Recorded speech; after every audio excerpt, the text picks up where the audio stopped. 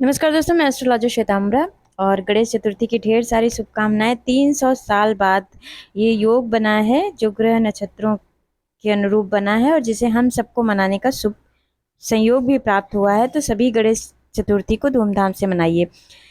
गणेश चतुर्थी भाद्रपद शुक्ल पक्ष चतुर्थी को भगवान गणेश जी के का चूंकि मध्याह्न में जन्म हुआ था। पार्वती ने प्रतिमा बनाई थी मिट्टी की, माता पार्वती ने, और शिव ने प्राण प्रदान किया था, जिसके कारण गणेश जी का जन्मदिन मनाया जाता है।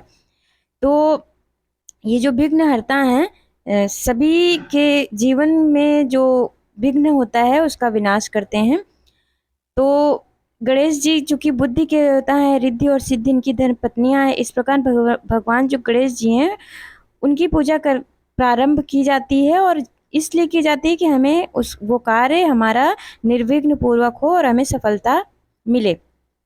साथ ही ज्ञान और बुद्धि भी प्राप्ति होती है और ऐश्वर्य प्राप्त होती है। तो गणेश चतुर्थी पर भगवान गणेश जी की प्रतिमा को स्थापित कीजिए संकल्प के साथ, और सिंदूर चढ़ाना चाहिए, मोदक का भोग लगाना चाहिए। और चूंकि ये महाराष्ट्र आदि में धूमधाम से मनाया जाता है, लेकिन अब मैं देख रही हूँ कि सभी जगह मनाया जा रहा है लगभग।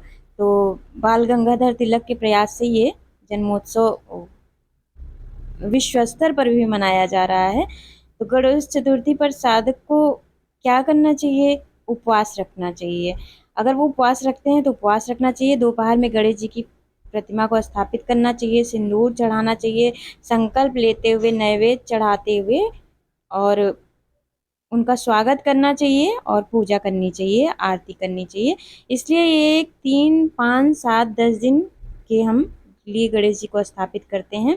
और जब गणेश जी की पूजा संपन्न हो जाती है तो उसके उपरांत हम लोगों को दान और ब्राह्मण आदि को भोजन भी कराना चाहिए। क्योंकि गणेश चतुर्थी पर हम लोगों को गणेश चंद्रमा के दर्शन नहीं करने चाहिए।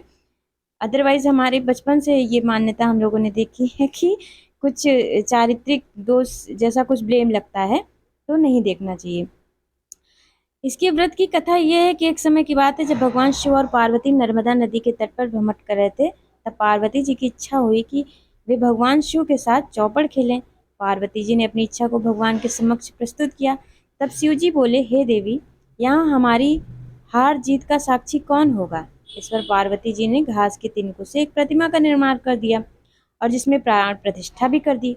प्रतिमा से कहा, हे पुत्र, आज हम चौपड़ खेल रहे हैं, किंतु हमारी हार जीत का कोई साक्षी नहीं है। अतः खेल के अंत में तुम हमारी हार जीत का साक्षी होकर ये बताना कि कौन जीता और कौन हारा। इस प्रकार कुछ समय पश्चात भगवान शिव और पार्वती जी में चौपड़ खेल प्रारंभ हो गया, और इस खेल में तीनों ही बार पार्वती जी ही जीती। जब खेल के अंत में प्रतिमा रूपी पुत्र से हार जीत का निर्णय करवाया, तब पुत्र ने भगवान शिव को विजयी बताया। इस पर पार्वती जी ने बालक से क्रुद्ध होकर श्राप दिया कि वह एक पैर से अपंग होकर कीचड़ में पड़ा रहे और अपने पापों को भोगे। इस पर बालक विनम्रता पूर्वक बोले, हे माता, मैंने किसी कुटिलता एवं द्वेषवश ऐसा नहीं किया, अपितु यह सब अज्ञानतावश हो गया, और आप मुझे क्षमा करें तथा अपने साप से मुक्ति का कोई उपाय बताएं। बालक के करुणामयी शब्द सुनकर माता पार्वती को दया आ गई और उन्होंने कहा, एक समय यहाँ नाग कन्याएं गणेश पूजन करने आएंगी, उनके साथ तुम गणेश व्रत करके मुझे फिर से प्राप्त करोगे।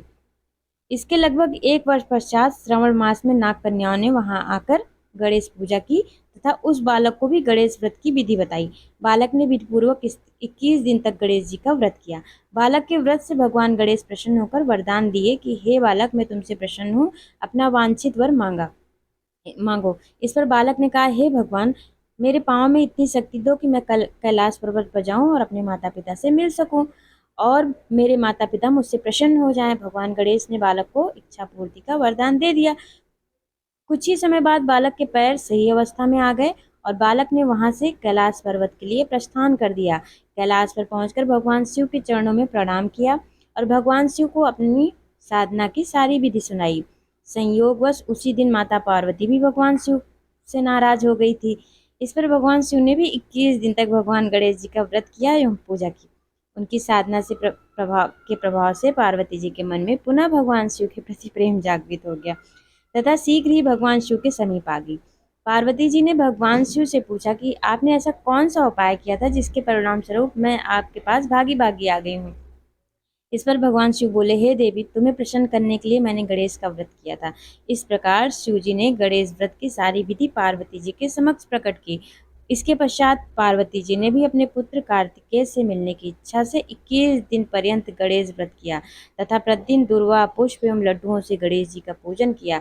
इस व्रत के प्रभाव से 21वें दिन ही कार्तिकेय जी स्वयं पार्वती जी से मिलने आ गए। उन्होंने भी अपनी माता के मुख से गणेश व्रत का महात्म्य सुनकर व्रत किया। कार्तिकेय जी ने यह व्रत विश्वामित्र जी को बताया और विश्वामित्र ने इस व्रत के प्रभाव से ही ब्रह्म ऋषि बनो आदि को भी बताया था, और जिसके कारण ये कथा प्रारंभ हो गई। और अब निर्विघ्न रूप से गणपति जी का पूजन कीजिए और ग्रहों से संबंधित उपाय भी जानिए। और अभी तक जिन्होंने मेरे चैनल को सब्सक्राइब नहीं किया, लाइक कीजिए, सब्सक्राइब कीजिए, शेयर कीजिए। साथ ही शुक्र का गोचर हो रहा है, उससे संबंधित उपाय और राशियों पर क्या प्रभाव पड़ेगा इसको